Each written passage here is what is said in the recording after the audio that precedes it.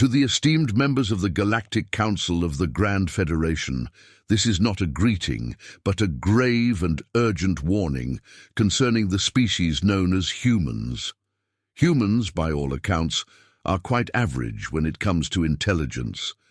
They rank dead center on the spectrum of smart and foolish.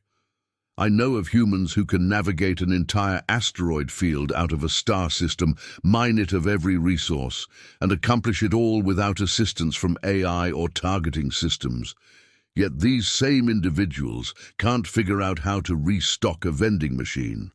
I've encountered a human who struggles with basic math, unable to answer questions like 5 plus 5. Yet this same person knows how to repair a fusion reactor with nothing more than a pipe wrench. In terms of combat ability, we won't use humanity's super soldiers, the Legionnaires, as an example. Instead, consider the average human soldier. I know riflemen who can't hit the broadside of a barn with a Gatling gun, but put a knife in their hands, and not even a Mandan eviscerator drone can stand against them. On the other hand, take a human with a long-range weapon, such as a sniper. These individuals can hit a target the size of a coin from 2 miles away, even in the midst of a hurricane. Yet those same marksmen might stand no chance in a boxing ring. Humanity is the epitome of average when it comes to sapient beings, representing the fastest and slowest, the smartest and dumbest, the fiercest fighters, and the most pacifistic individuals among any species. This is why humanity has carved out such a unique niche within galactic society, and why they are both adored and despised in equal measure. You can find a human in almost any role, in any place that suits their biology. They adapt to nearly any situation they find themselves in, given enough time, resources, or motivation to stay. Over time, they become indistinguishable from one's own kin, driven by the sheer tenacity with which they approach their duties. But this is not why I write to you. I am not here to extol their virtues. I come with a dire and urgent warning. Humans are far, far more dangerous than even they realize, despite their average nature, except in one crucial respect: they're young. Specifically, they're juveniles, or as the rest of us might call them, younglings. All species are protective of their offspring to some degree, but humans take this to an entirely different level. Let me speak of one particular human, a crew member on my ship, Mara. She was recommended to me by my harbour master, and was, by all accounts, an average human. She came aboard as the ship's janitor, but quickly became fond of the crew's younglings, several juvenile Rexan, Axani, and others. Within weeks, she became their de facto caretaker, as she called it. Besides her duties of stocking vending machines and cleaning the ship, she spent her free time playing with the younglings aboard. Given what we know about humans, we never questioned this behavior. They are known to be friendly and trustworthy, just like any other race. I once thought humans were simply abnormally normal, until I witnessed the one aspect of humanity that places them far above the rest of us. In this regard, if Mara's actions are any indication, this is something that extends across their entire species, not just a few individuals. If what Mara told me is true, it means one of two things. We have an incredibly powerful ally, or an extremely dangerous and nearly unstoppable enemy. I prefer to believe the former. Allow me to explain. During a routine cargo run, my ship and its crew were transporting goods to a human colony in the outer worlds, simple items like red spice and medical supplies.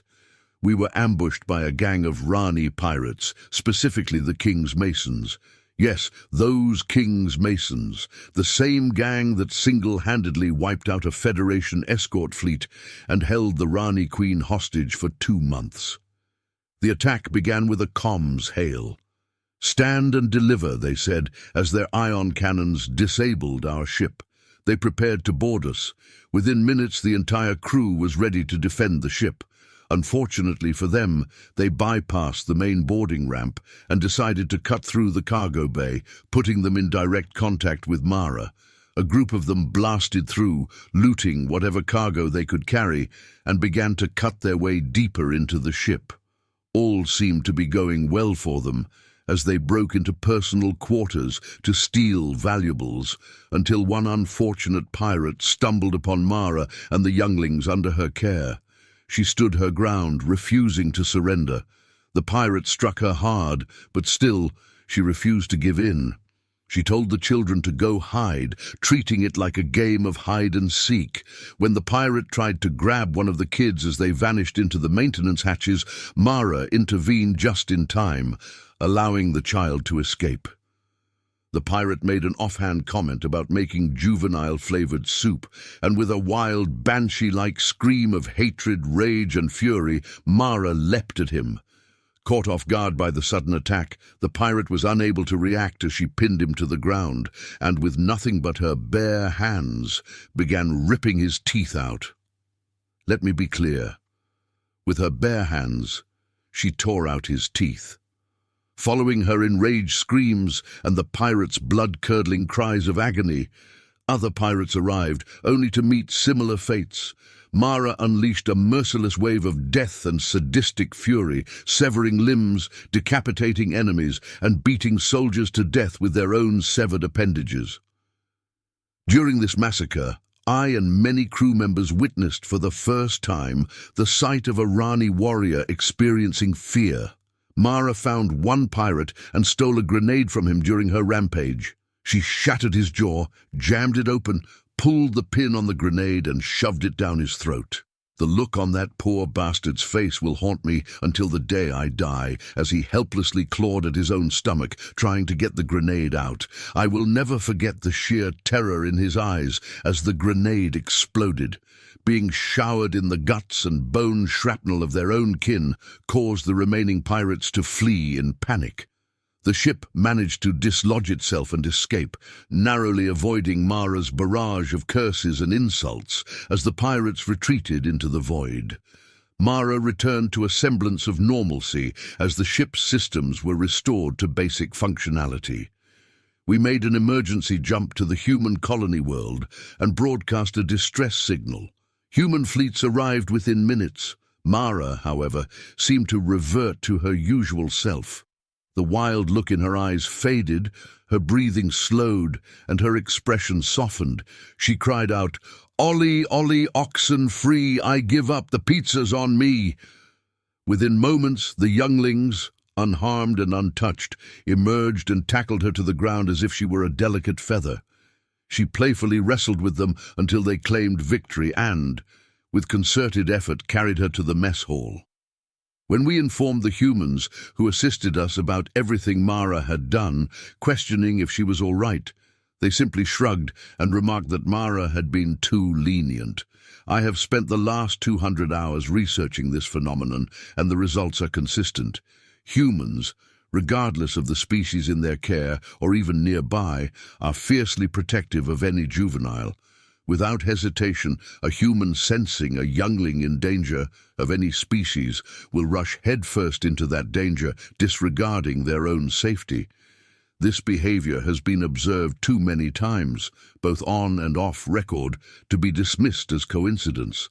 The effect is even more pronounced with their own offspring, family, and friends. You may use this information as you see fit. However, I must warn you in the strongest possible terms. Under no circumstances should you ever harm a child of any kind in the presence of a human. The consequence is a brutal and merciless death at the hands of a being whose parental instincts are so overwhelmingly powerful that they defy logic, reason, and even biology.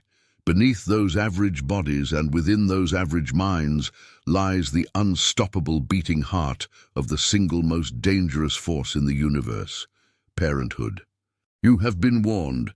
Sincerely, Captain Thrandor of the Eclipse cargo ship, Human Space Epsilon Station.